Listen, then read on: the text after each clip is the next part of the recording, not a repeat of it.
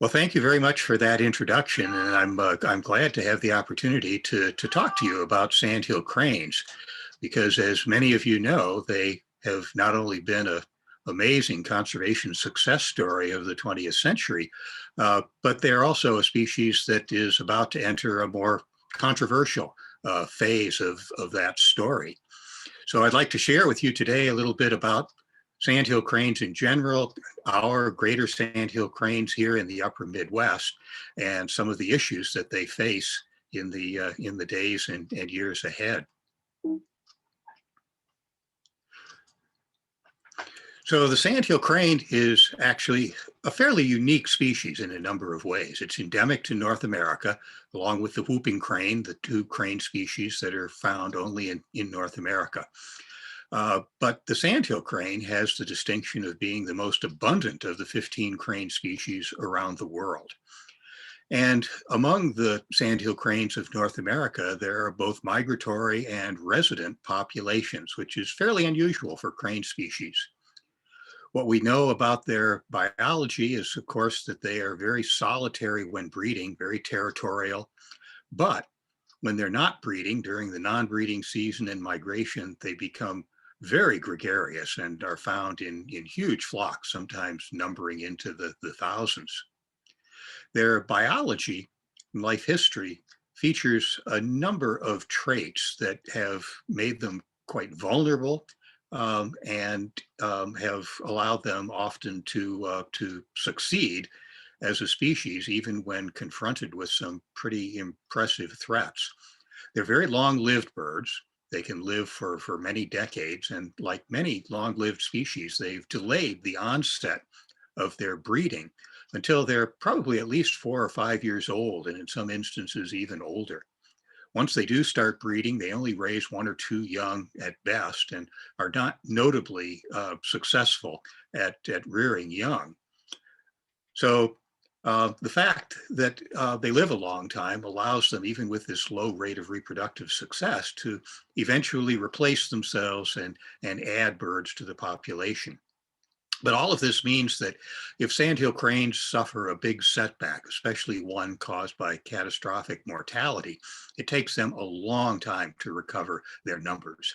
It's not like other species that have high rates of reproduction that can bounce back very quickly, often, in a year or so. For sandhill cranes, recovery often is measured in decades.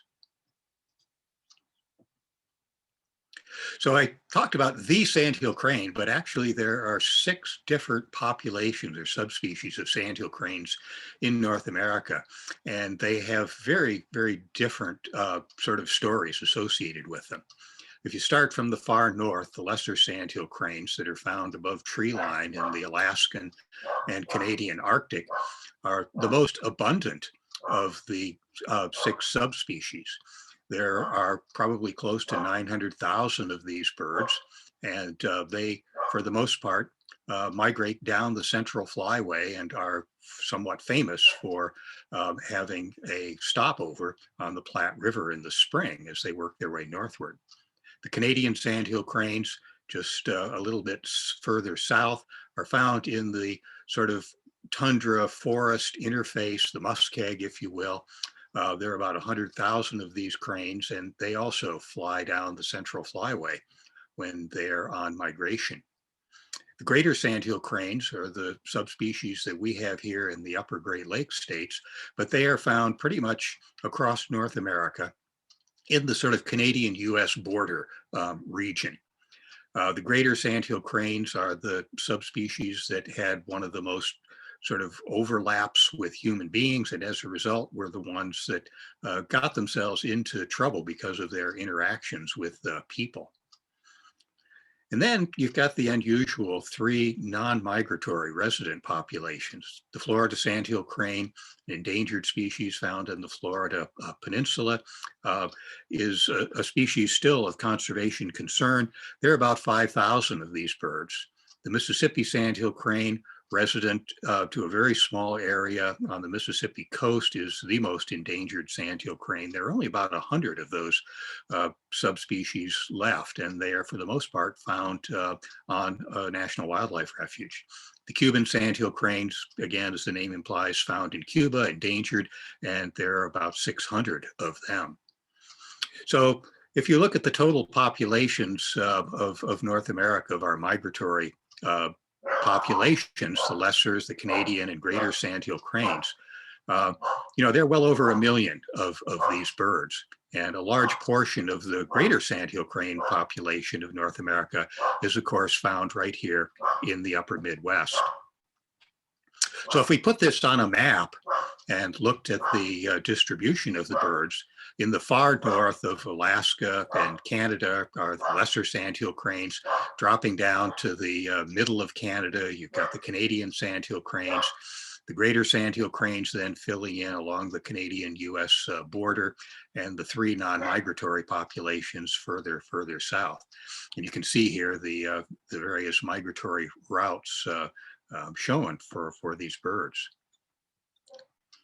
So our greater sandhill cranes here in the upper Midwest are actually the ones that probably suffered the most because of their interactions with people. During the 19th century, as people moved into the sandhill cranes range in the upper Midwest, a number of things happened that really decimated the population. First, sandhill cranes are tasty, often described by hunters as the ribeye of the sky. And as a result, they were greatly in demand for market hunters who provided all sorts of wildlife species to markets in the large cities.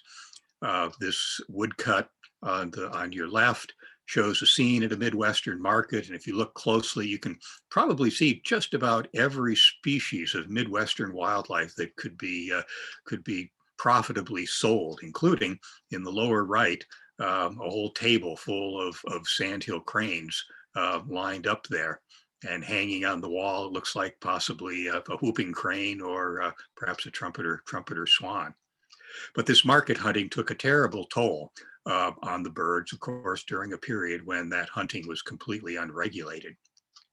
The other problem that sandhill cranes faced was conflicts with farmers.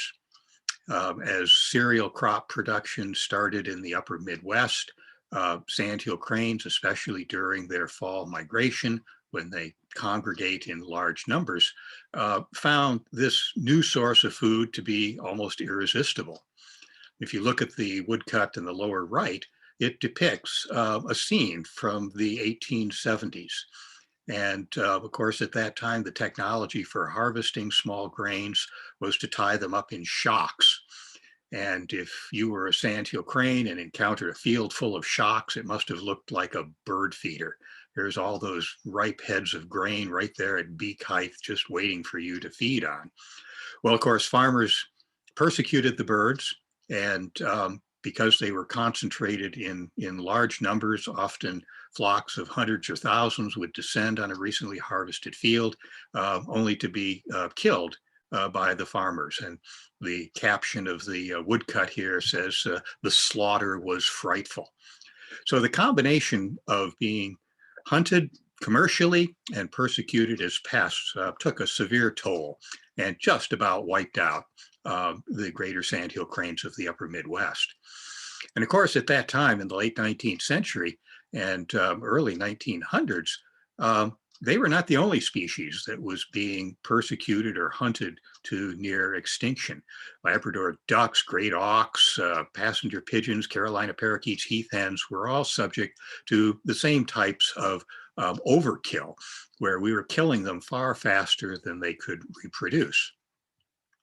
So for our cranes here in the upper Midwest, the result was that they disappeared as breeding birds from large portions of their former geographic range.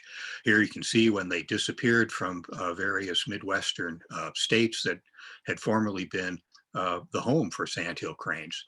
And they were very nearly extirpated throughout the rest of the Midwest, except for some small remnant populations in Wisconsin and Michigan that held on, fortunately held on just in a nick of time for protection to allow them to begin a recovery. And that recovery was made possible by the early 20th century emergence of what you might call the era of wildlife protection. Everyone became aware, especially in the aftermath of the passenger pigeon's extinction, that we were killing lots of birds and causing them to go extinct or disappear. And the obvious solution, therefore, was to protect the birds from being killed. People were also interested in protecting places where the birds could be isolated from killing. And it led to the creation of wildlife refuges as places where migratory birds like cranes would be safe from hunting.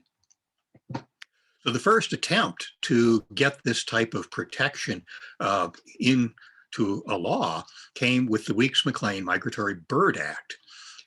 This was a very sort of progressive piece of legislation that gave the federal government the power to protect migratory birds and regulate migratory bird hunting nationwide. Congress passed the law, and it didn't take long for states to sue, claiming that this infringed on states' rights. And two federal courts quickly agreed with the states that this was unconstitutional infringement on state rights.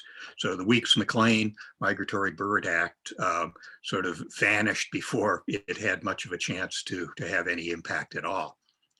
But bird conservationists of that era were still very motivated to try to get protections for migratory birds, and pondering how that might happen given the setback in the courts.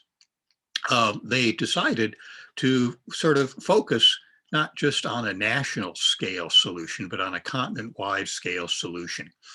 And that reached its sort of fruition in 1916 with the Migratory Bird Act, the convention between the United States and Great Britain for the protection of migratory birds.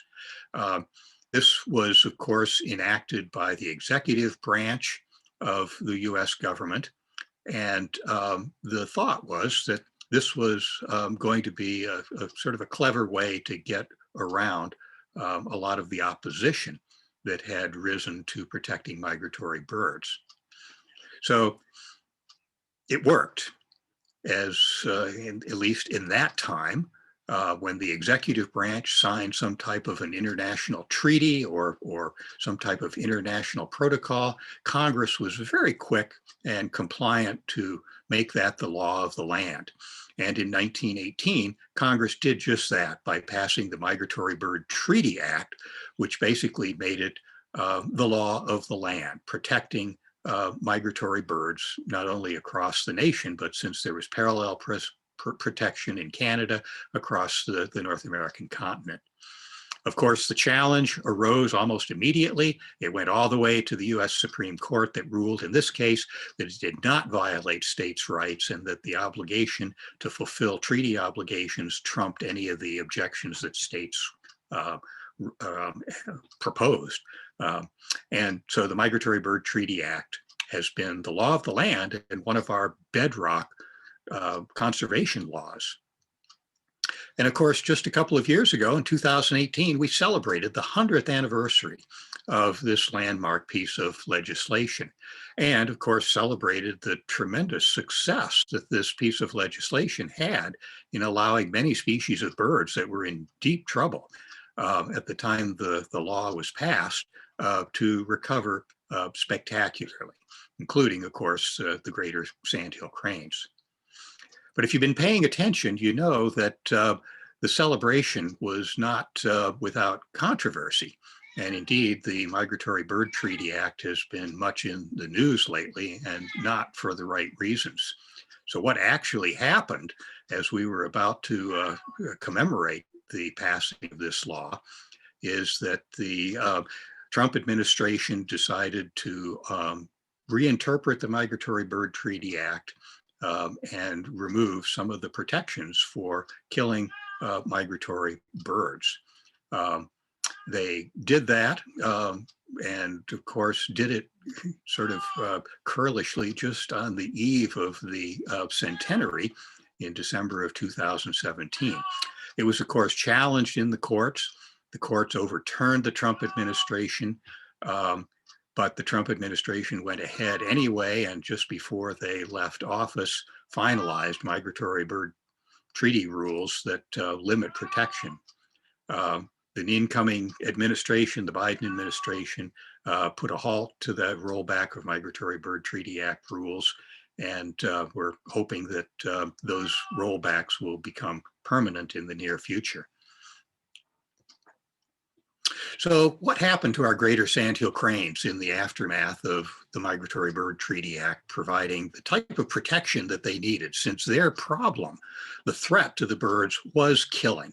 It wasn't a problem of loss of habitat. It wasn't a problem of pollution. It wasn't some of the problems that we think of as being more contemporary today.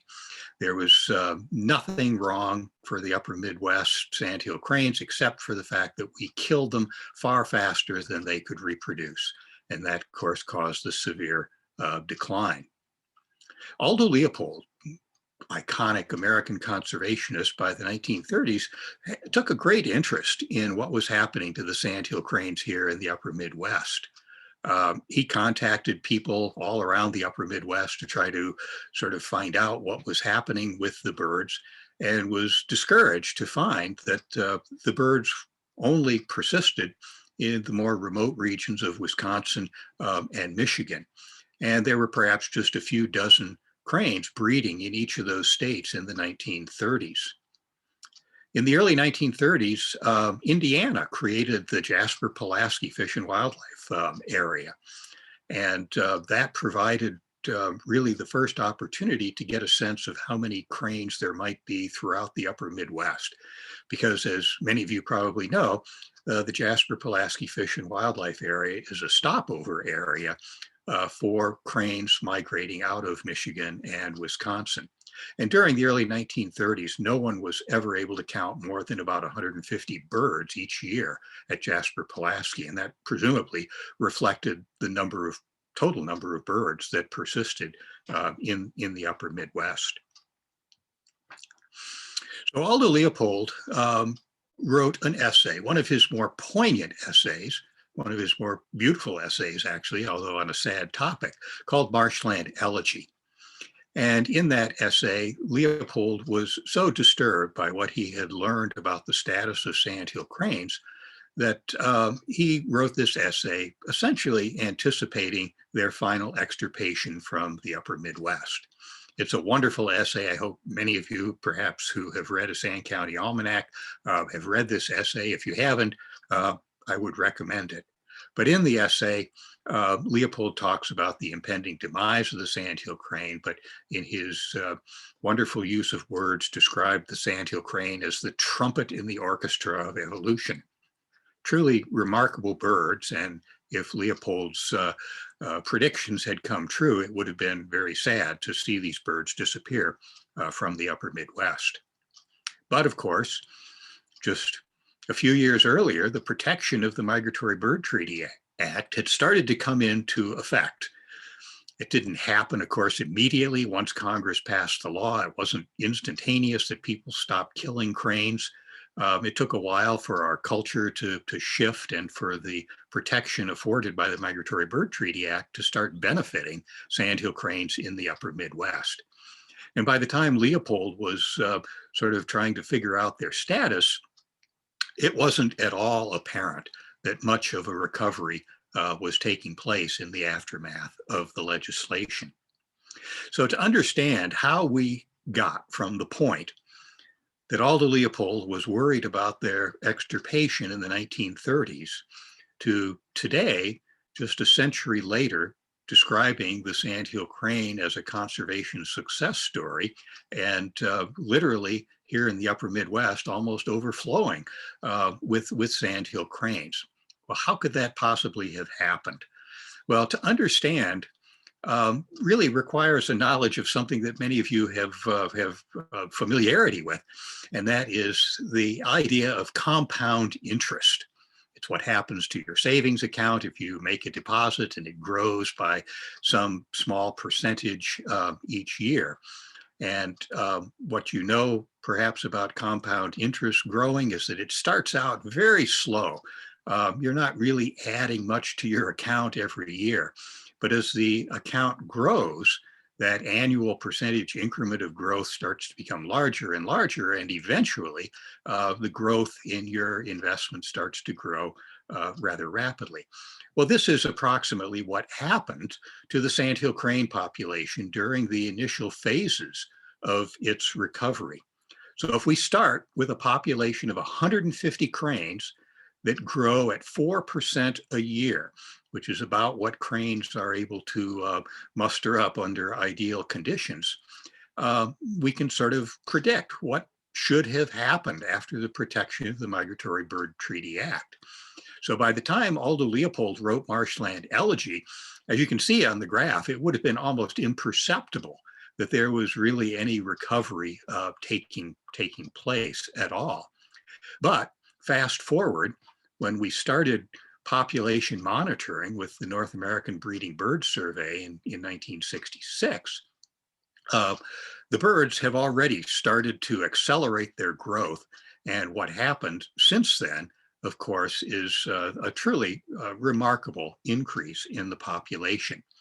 So if you look at this sort of predicted curve after population monitoring begins in 1966 and compare that to what the North American Breeding Bird Survey actually shows us about the recovery of the sandhill crane, you'll see exactly how accurate this prediction is.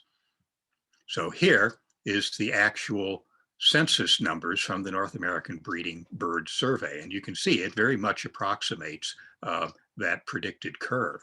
So today we've got over 85,000 sandhill cranes in the upper Great Lakes region, and the majority of them are in Wisconsin and in Michigan, the places where the remnant populations started this impressive growth. And the growth really has been impressive and very rapid. And a number of things have happened in recent years that reflect that remarkable growth. One thing that happened was that these cranes had plenty of habitat. So initially, as the birds started to increase their numbers, they started to occupy the very best habitat, the prime habitat, wetlands with adjacent uplands where the birds could feed. And in no time at all of the really prime nesting habitat in the upper Midwest, especially in Wisconsin, became saturated with birds. Essentially, all of the very best places had breeding pairs of cranes, and the population, of course, still continued to increase. So the additional birds couldn't find a place to establish a territory and breed in prime habitat, so they settled for what we might think of as suboptimal habitat, places that were not ideal, but where they could at least have a territory and attempt to breed. And that ended up with sandhill cranes trying to establish territories and breed in some fairly unusual places. But even those sort of suboptimal habitats became saturated with birds. And as the population continued to grow, especially in the last couple of decades, we have accumulated a very large and growing population of non-breeding cranes.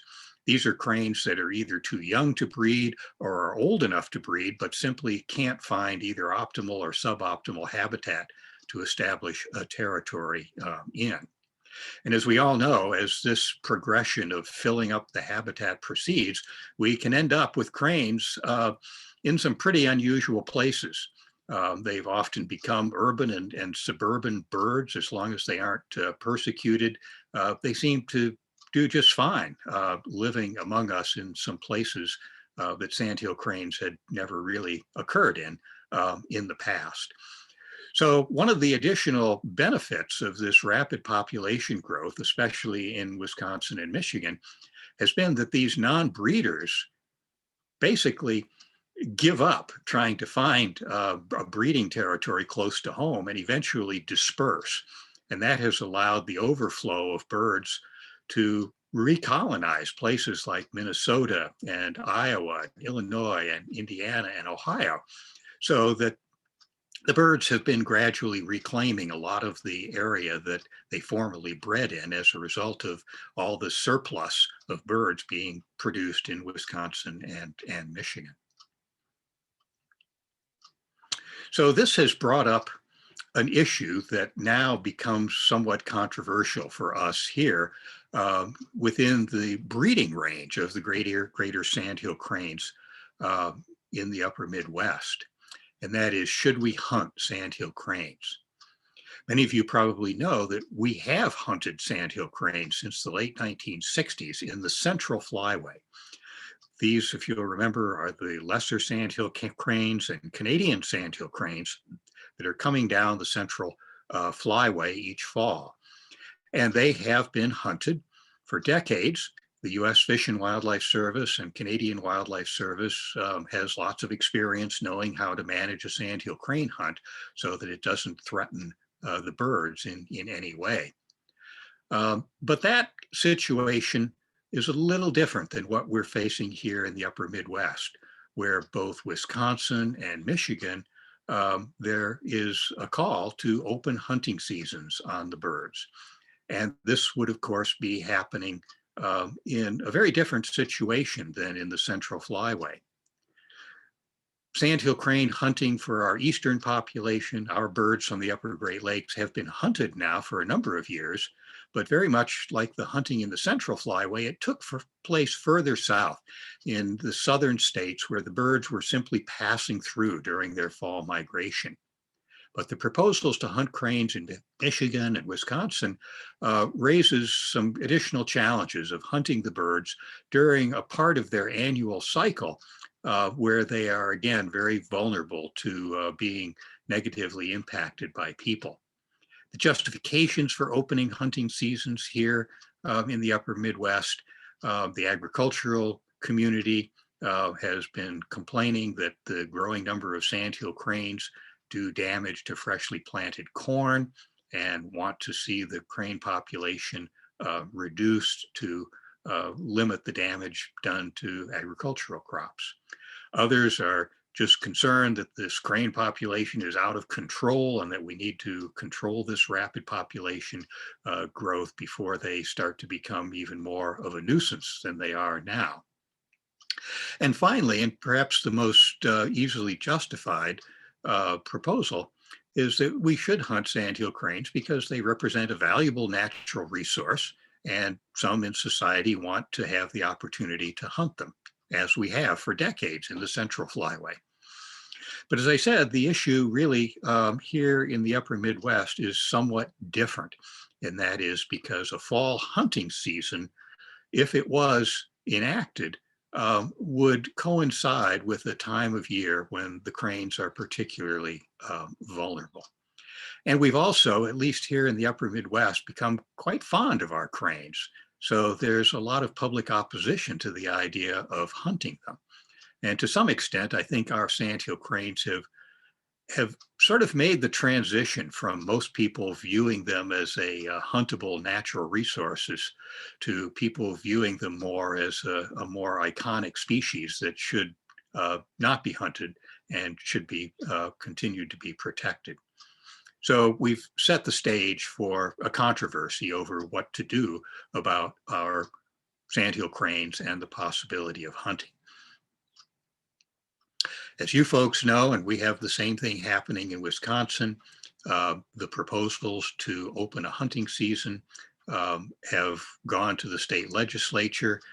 And although nothing really has happened so far, it seems inevitable that at some point it's likely that the two states, Wisconsin and Michigan, would ask for permission from the U.S. Fish and Wildlife Service to open a hunting season.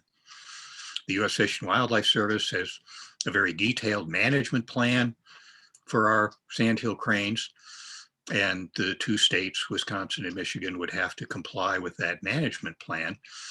But assuming they were able to do that, there would really be nothing standing in the way, biologically at least, of opening a very limited hunting season for the birds, except for the fact that we would be hunting them in the fall when they are at a very vulnerable part of their annual cycle.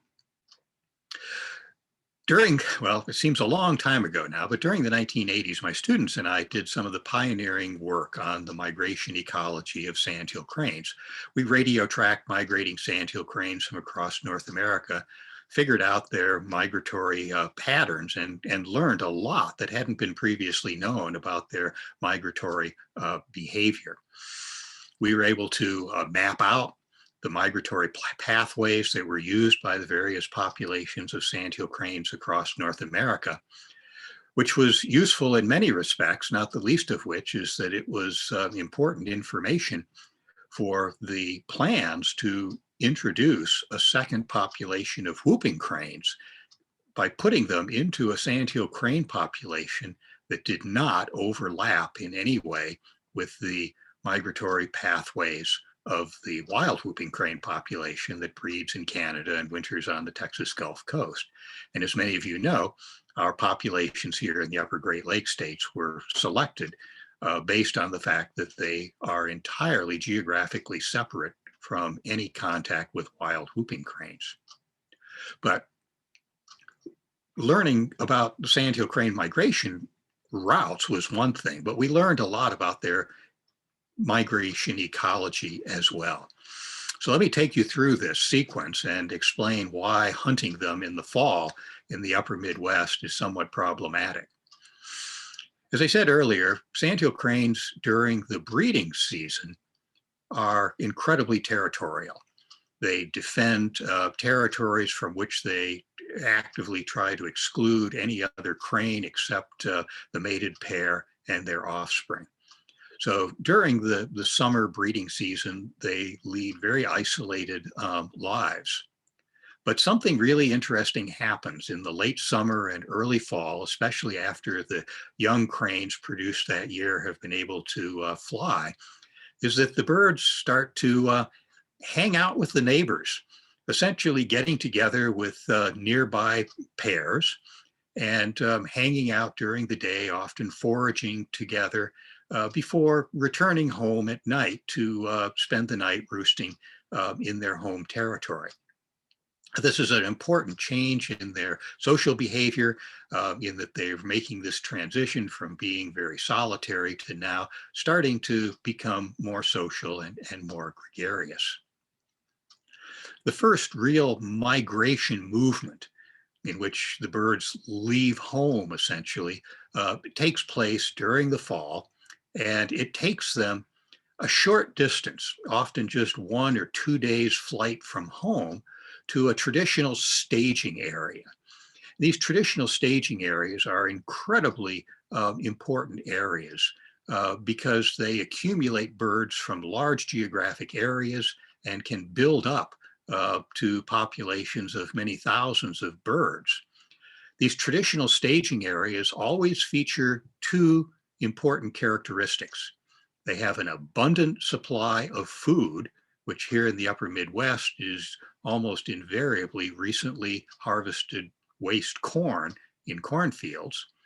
The other requirement is that there has to be a very safe nocturnal roosting area nearby.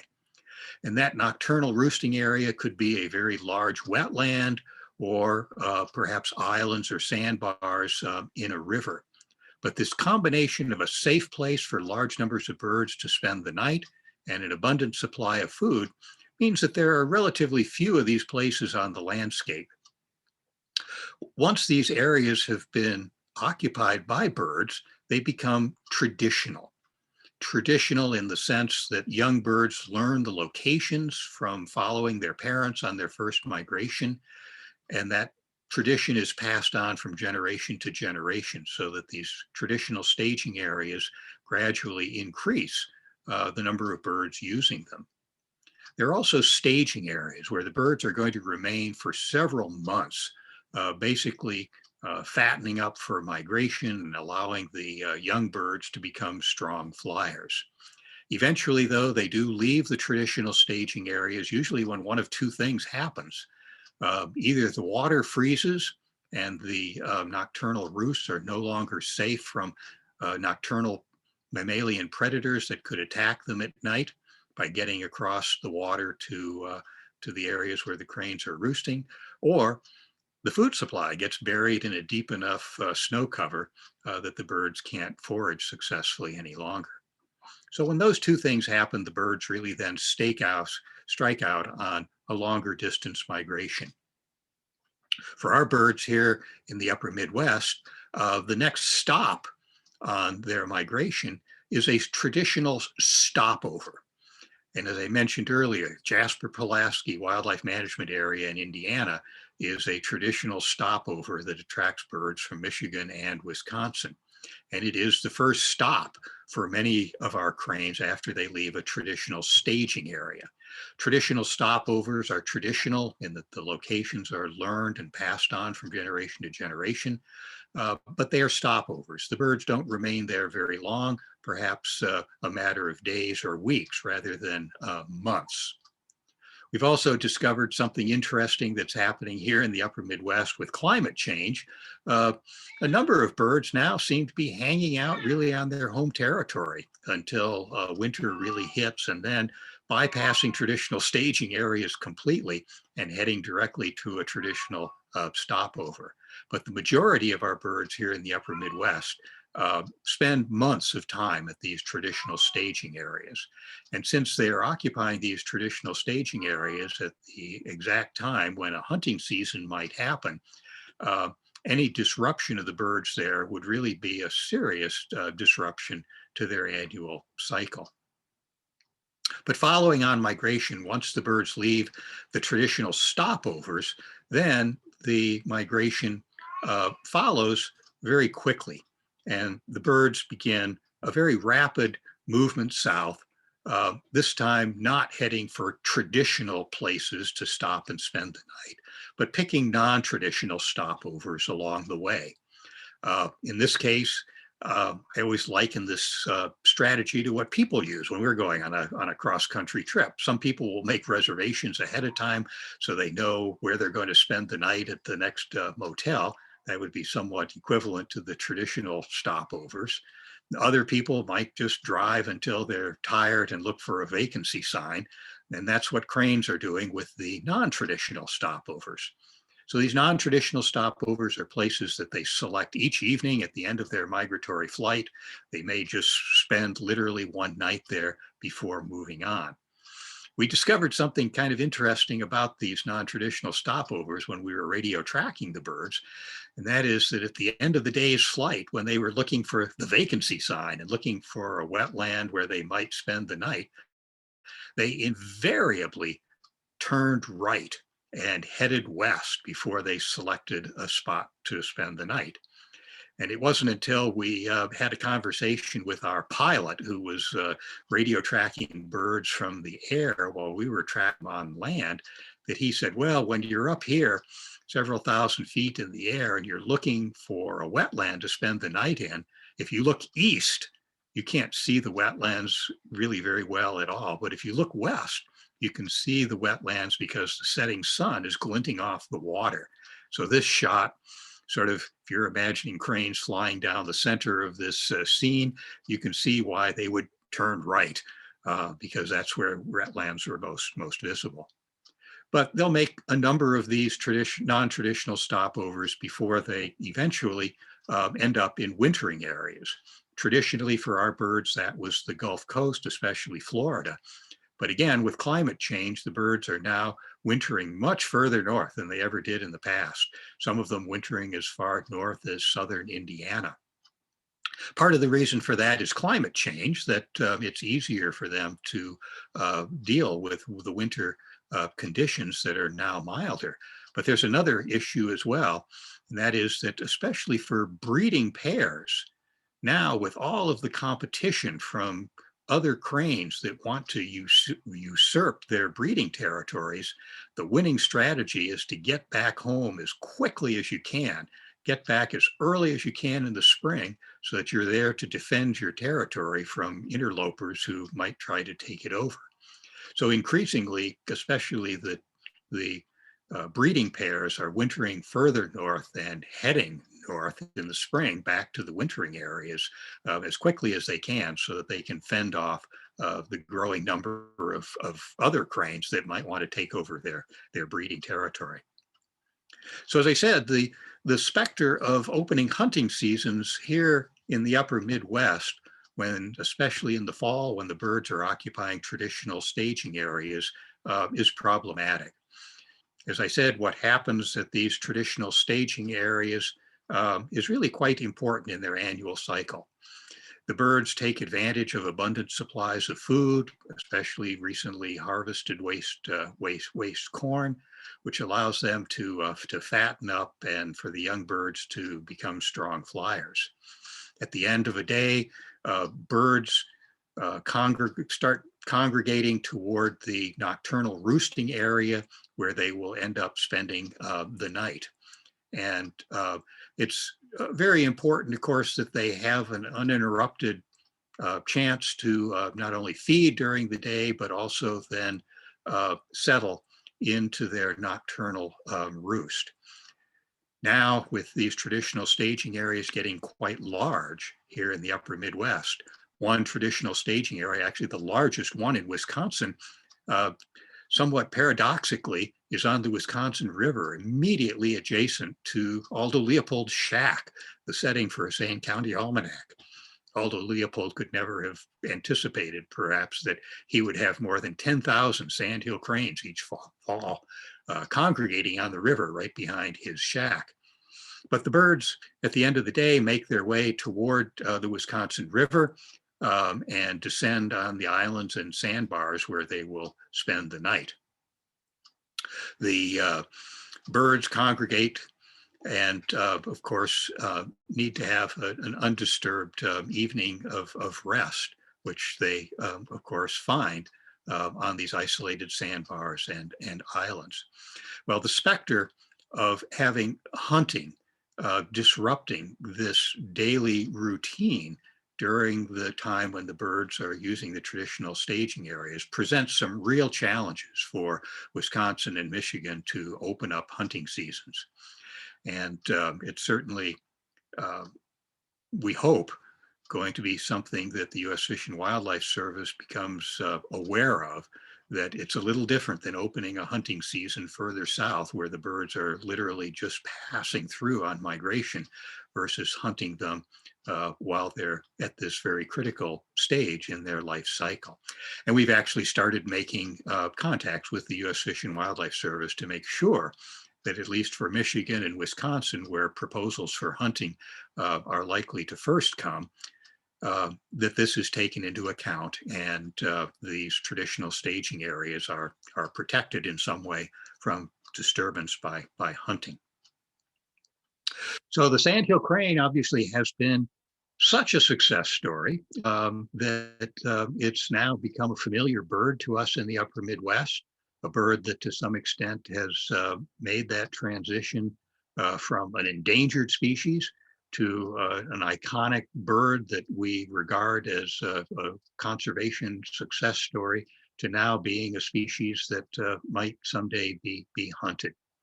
So what a transition, something that Aldo Leopold could certainly never have imagined 100 years ago when the birds were on the brink of being extirpated. So I'll end there and we can open it up for any questions that you might have. And I'd be happy to answer as many of those as I can. So thank you.